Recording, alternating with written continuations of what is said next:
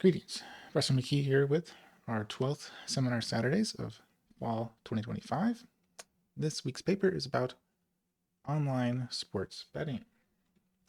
The paper's title is Gambling Away Stability, Sports Betting's Impact on Vulnerable Households by Scott Baker, Justin Balthrop, Mark Johnson, Jason Kotter, and Kevin Pisciotta. I apologize if I mangled anyone's name, especially you, Kevin. And this is a paper presented at WFA in 2025. So this was, again, a working paper presented at one of the top conferences. And it's something I have some own interest in. I have a paper on payday lending and how that affects, how that's related to financial literacy. And potentially we'll want to do something with sports betting as well. And also, I've been seeing so many sports betting ads over the past few years. Are you as sick of them as I am? Because I'm really sick of them. Okay, so this paper is about gambling. Gambling is generally a bad idea from a financial perspective because it gives you negative expected value. That's how the casinos make their money. Because it's negative for you, it's positive for them. And there's significant addiction problems that harm the gamblers and loved ones as well. That's the reason why there's always these disclaimers about gambling addiction and getting help and such if you see a sports betting ad. So, is online sports betting causing more financial hardship? Or is it not causing financial hardship? Is it just replacing previous forms of gambling? Or is it an increase in total gambling? And that's an open question because being able to gamble online might be making it easier or worse in terms of the harm to gamblers than it is if you need to physically go to a casino to do the gambling or physically go to Las Vegas to do the sports betting. So the authors are trying to answer those questions. Obviously, based on the title, they think it's bad. So the setting here is that in 2018, the Supreme Court struck down a federal law that prevented states from legalizing sports betting. So there was a national law that said, states, you're not allowed to legalize sports betting. It is banned. Nevada was grandfathered in, but all the other states couldn't do anything with sports betting. This law was struck down, and now every single state can decide for themselves how they want to regulate gambling. They can ban it, they can legalize it, they can put various restrictions on it if they legalize it. And what very quickly happened is that states started legalizing sports betting, both for in-person and online.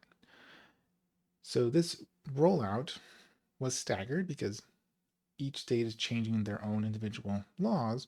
Some states don't change, some states enact online betting, and so authors can compare between those states to find our causality. So it's a very standard sort of difference in difference approach of one state enacts this law, other states don't enact this law. And the authors have this very helpful picture of the United States showing which states have legalized, which states have not.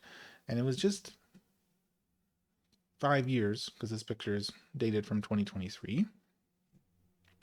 And a whole lot of states legalized betting. There was very large campaigns to get approval for sports betting after this law was struck down.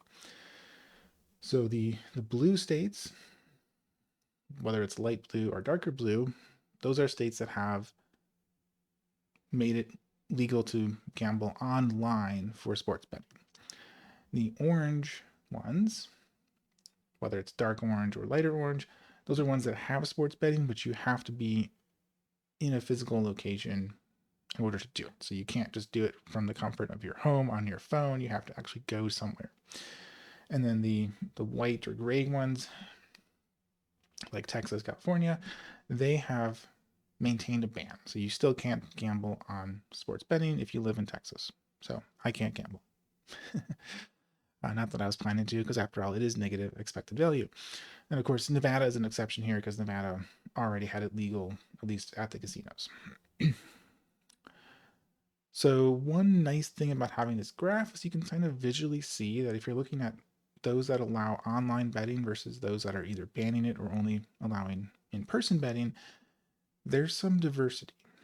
There's a lot of northeastern states, but there are some holdouts like Vermont and Delaware that are not legalizing gambling. There's both red and blue states that are keeping it banned. Texas, California. There's a number of other blue states like Washington, New Mexico that, while making it legal, they don't allow you to do online betting. And this paper is looking particularly at online betting versus no betting or being forced to go in person. Unfortunately, their data set is not easy to work with. So they have a very proprietary data set that gives them a lot of data. They have very detailed information on individual consumer transactions, both with, I believe it's both with um, bank accounts as well as credit cards. They don't have demographic information, but they have ways around it. And this data set is one that I think is probably from Baker, the first author, because this paper mentions it being used in several recent papers, and Baker is the only author that is in common across all those papers. So it's probably a data set he has access to because he has certain contacts with some sort of large financial company. I'm not quite sure what kind of company it would be, and he's able to get access to it. So this sample is not random because it's all people that are kind of customers of this institution, but because they have such a large database, the authors are able to just sort of take a random selection of everyone in that database to try to get back to a random sample of Americans, basically. Now they can see the name of who you're doing the transaction with in this database. So they look at and say, well, you deposited $50 into FanDuel or whatever the name of the online sports betting platform. There's a whole bunch of them, and then that means you've bet this much money. They also have other transactions like if you put money into a stock brokerage account like Robinhood, that they get that too. And they can actually get a good sense of where you live just based on the stuff you're buying. Because, I live around Amarillo because that's where WT is. And if you see that I have on my credit card transactions and I have purchased lots of grocery bills at grocery stores that are located in Amarillo, well, that means I probably live in Amarillo, which I do because that's where my job is. So they're able to see where they actually know where the consumers live, even though they don't have demographic information, because they can see that they are constantly buying groceries and go dining and buying gas for their car in this particular county, which allows them to know if this person is going to be in a state that has banned online sports betting or a state that allows online sports betting. So the first thing they look at is if you are treated, your state has legalized online sports betting, what happens to sports bets? Well, sports betting goes up. It goes up in total, and if you scale it based on your income, consumer income, it also is going up. They also look at some measures of vulnerability. So how many, if you have had overdrafts, sometimes you have an overdraft because you make a mistake, but usually it's because you are financially insecure and you had some sort of problem, and that's why you tried to withdraw more from your bank account than you actually had. And also those that have low savings are not putting much money in savings, so they're kind of not able to save very much, or they're spending so much that they're not able to save. And at least for the overdraft, it's a stronger increase in sports betting for those people. The low savings is a little bit more mixed because total betting goes down, but then if you scale it by income, it comes back up. But betting overall is increasing, which we would expect that if that didn't happen, even after it's been legalized, then we have a problem. And maybe this whole empirical setting is just not valid, because if it doesn't increase sports betting, what was did the law even do anything? So the rest of the paper is all about what is going on. A lot of it is about where is this money coming from, because the money spent on gambling doesn't come out of thin air, I would assume.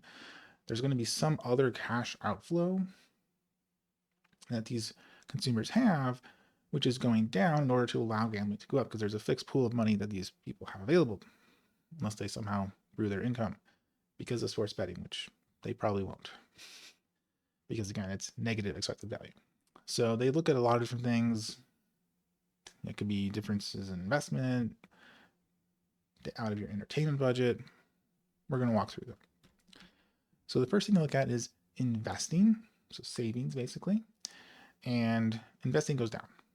So if you are living in the state and it is legalized online sports betting, you start saving less.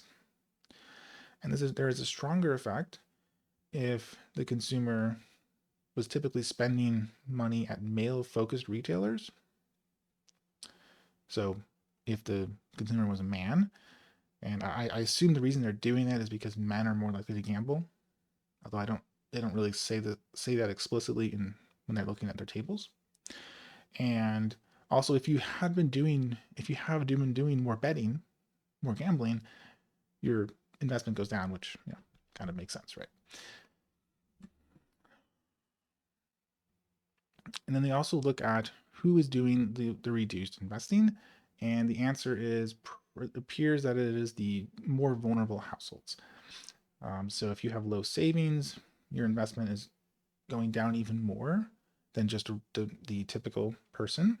If you had overdrafts, it's going down more. You're investing in various robo advisors, is going down. It's insignificant for overdraft with Robinhood, which is a particularly large potential account that does actually come through with low savings. So it seems like it's probably going down for more financially vulnerable households. It's a common theme for this paper that they have big effects, very strong, nice effects with just the overall entire sample of people. When they're looking at the vulnerable people, it's a little less clear. There's sometimes some results that are not going the right direction that you would expect.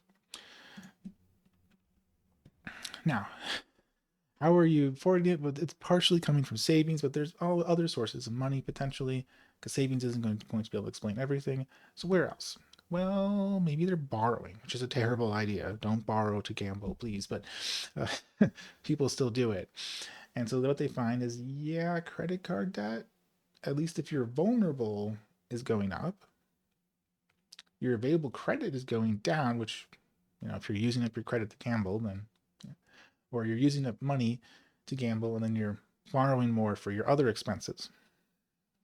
Their payments for the vulnerable households are going down, which probably doesn't mean that they're doing financially better. It probably means that they're carrying balances more on their credit card, which is why their credit card debt was going up over here.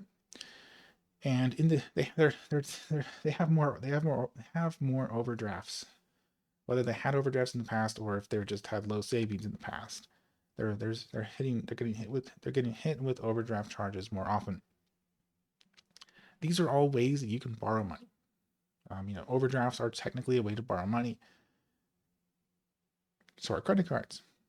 These are both really expensive and frankly terrible ways to borrow money. It's almost never a good idea to borrow money this way because of how expensive it is. It's kind of like payday lending. You can borrow money through payday lending. It's usually a really bad idea, unless it is an extremely critical expense and you have no other possible way to borrow. But because of how high the interest rates are, it's just a terrible idea. But these people are doing it. They look at, is this crowding out other types of kind of entertainment, leisure spending, like for instance, other types of gambling? It's kind of interesting actually. Lottery spending is going up after you legalize online sports betting. I'm not quite sure why, but maybe there's other laws that are making gambling easier as well along with it, or some other effect. No change in poker. And spending on cryptocurrencies goes down, which, well, if you talk to cryptocurrency enthusiasts or something, they might not consider it gambling, but it's such an incredibly high risk, quote unquote, investment that it is actually kind of more similar to gambling. It's a very speculative kind of investment, which it can sometimes be difficult to distinguish between extremely speculative investments and just outright gambling.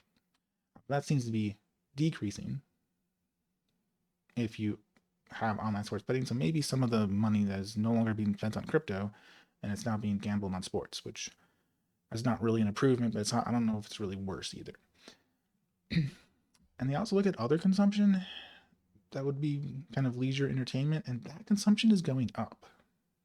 And it's going up for the vulnerable households too, which is not what you would really expect. If you're hoping that like they're not really spending more money, they're just shifting their leisure expenses to betting instead of traveling or dining out at restaurants. No, they're dining out more.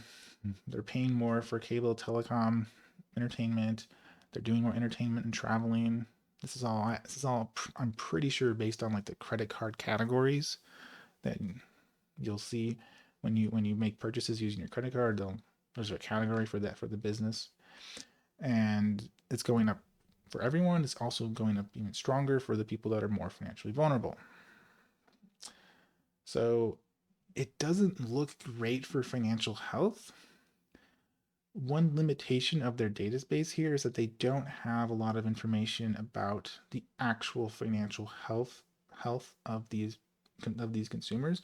They can see that maybe they get more overdrafts in the future, but they're not going to be able to see, oh, this person is struggling to pay their mortgage payments, or they're struggling to make rent and things like that. There's other databases that try to ask about those things. In my paper on payday lending, we have some questions about that sort of financial welfare. Their proprietary database doesn't use it. All right, so in conclusion, it does seem like you legalize online sports betting goes up. Not surprising. The increased spending appears to come from a number of different sources. There's some borrowing, maybe they're shifting away from cryptocurrency, but it appears as though that people are just spending more, and it's not replacing other types of entertainment. It's maybe replacing saving, or just extra borrowing, which is sort of negative saving. So we have an additional expense, which is, we would assume this is bad for the financially vulnerable households. We don't know for sure. We can't really say for sure if it's really actually bad for them, although I would strongly suspect that it would be bad.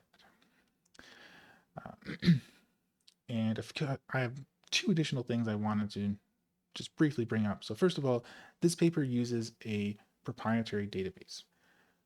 They're actually quite common in finance now, where people will try to get a proprietary database. Those databases are often very useful, very interesting things you can do with them. From a kind of science perspective, they're kind of bad because you can't replicate this paper. Like I can't go and get this database and run the same regressions as them and see if I get the same results as them. And that's a problem if we're trying to ensure that things replicate, because, well, in basically every science at this point, there is a replication problem where many published papers do not replicate. And then secondly, this paper is telling us that people are betting more. They seem to be borrowing to do it. They're saving less to do it. We would generally think these are bad things. Just when you're doing economic research like this, it's generally not a great idea to try and make policy recommendations.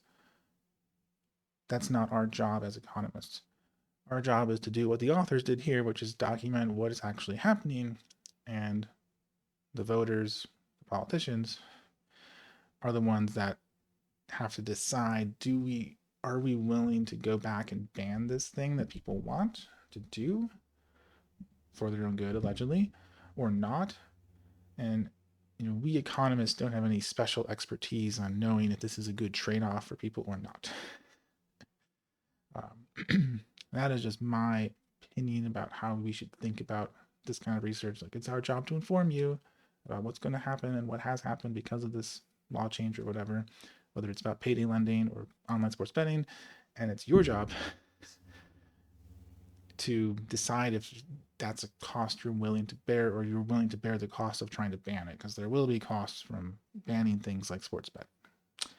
Anyways, this is our next to last paper for the semester. We have one more paper left that I'm going to present next week from WFA, and then we are going to be finished. The semester's almost over. I hope you enjoyed this series. If you did, please comment, like, and or subscribe so others can find this video too. And I'll see you all next week and next semester.